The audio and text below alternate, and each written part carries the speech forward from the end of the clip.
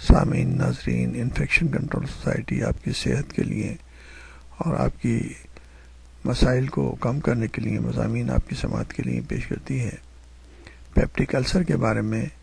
ہم آپ کو بتا رہے تھے، اب اس کے بارے میں مزید معلومات دینا چاہیں گے۔ دوسری جانب ہمارا طرز زندگی چونکہ بہتر ہوتا جا رہا ہے تو ایچ پائلوری اپنی افادیت قدرے کم کرتا جا رہا ہے۔ تمباکو نوشی یعنی کہ اسموکنگ اور اس کا استعمال بھی السر کی وجہ ہو سکتے ہیں۔ جدید تحقیق، جدید ریسرچ کا جھکاؤ بھی اس جانب ہے، یعنی ایچ پائلوری تمباکو نوشی یعنی کہ اسموکنگ کی موجودگی میں قدرے بہتر طور پر کام کر سکتا ہے اور السر کے امکانات پیدا ہو جاتے ہیں۔ عام طور پر خیال کیا جا رہا ہے کہ مرچ مسالے السر کی وجہ ہے۔ یہ ایک غلط تصور ہے، البتہ اس کی بدولت یا اس کی موجودگی میں تیزاب کی متحرک ہونے کا عمل زیادہ تیز ہو جاتا ہے اور پہلے سے موجود السر کے لیے زیادہ نقصان دہ ثابت ہوتا ہے اور مزید کمپلیکیشن پیدا کرنے کا باعث بنتا ہے۔ اسی طرح چائے اور کافی کا بے دریغ استعمال بھی پہلے سے موجود السر کو نقصان پہنچاتا ہے۔ ڈائگنوسس کے مراحل میں السر کے علامات بعض اوقات اتنی واضح ہوتی ہیں کہ اکثر و بیشتر ڈاکٹرز اس کے ابتدائی مرحلے میں ہی بغیر ٹیسٹ کے علاج شروع کر دیتے ہیں، جبکہ کامیاب نتائج نہ ملنے کی صورت میں انٹروسکوپی، ایکس رے اور ایچ پائلوری کے ٹیسٹ کروائے جاتے ہیں۔ عام طور پر 45 ایئر کی عمر سے زائد مریضوں کے لیے خاص طور پر گیسٹروسکوپی اور بائیوپسی بے حد ضروری تصور کیے جاتے ہیں، جبکہ السر کے لیے خون کے ذریعے سانس میں یوریا اور فضلے میں ایچ پائلوری کا ٹیسٹ بے حد کارگر ثابت ہوتے ہیں۔ واضح رہے کہ ایچ پائلوری جانچنے کے لیے بہت سارے ٹیسٹ دستیاب ہیں، ان میں خون میں، فضلے میں بائیوپسی کلچر وغیرہ شامل ہیں۔ ہمارے ہاں زیادہ تر افراد گیسٹروسکوپی کا سن کر بے حد خوف زدہ ہو جاتے ہیں، حالانکہ یہ ایک بہت سادہ اور آسان سا ٹیسٹ ہے جس سے مریض کو ہلکی سی نیند کی دوا دے کر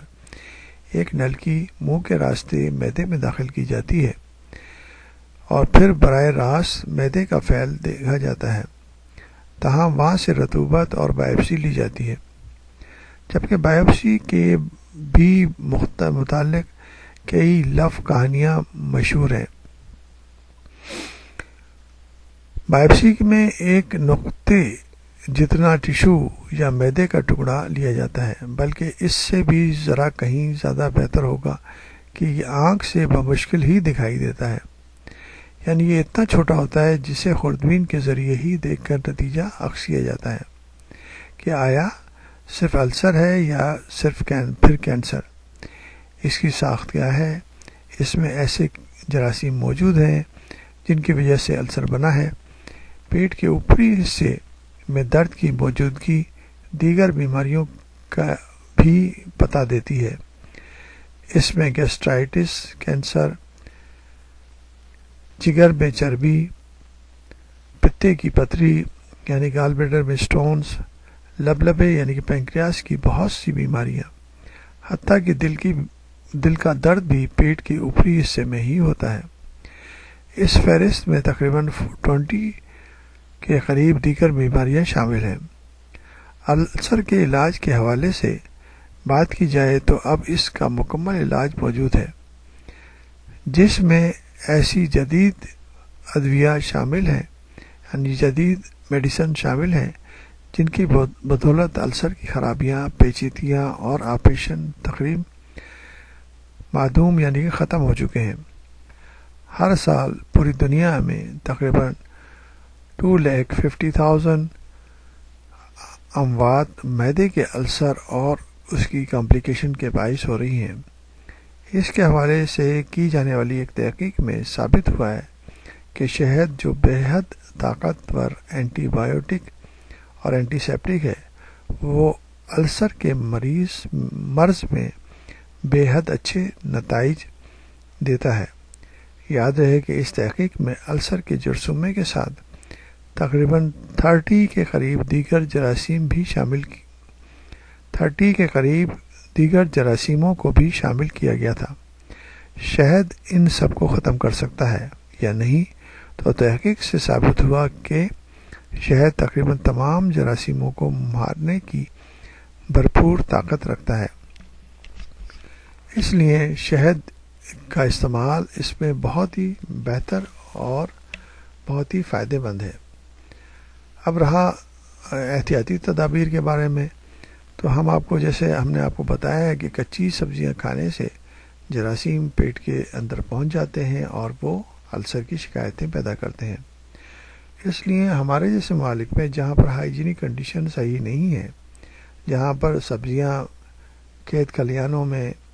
ایسی ہی پڑی رہتی ہیں اور پھر بہت ہی گندی حالت میں ان کو روڈ تک اور گندے چھبیوں میں یا اس میں ٹوکریوں میں روڈز تک لایا جاتا ہے، وہاں پر بھی ٹرکوں میں لاد کر سبزی منڈیوں میں لے جایا جاتا ہے۔ آپ کو اگر سبزی منڈی جانے کا اتفاق ہوا ہوگا تو آپ نے دیکھا ہوگا کہ ساری سبزیاں سب چیزیں جو ہیں زمین پہ ہی پڑی ہوتی ہیں اور گرد غبار، پالوشن اور سب چیزیں ان کے اوپر اثر انداز ہوتی ہیں۔ اس لیے جو بھی آپ چیزیں کھائیں ان کو پکا کے کھائیں اور کچی اور غیر پکی ہوئی چیزوں کا استعمال انتہائی ترک کر دیں۔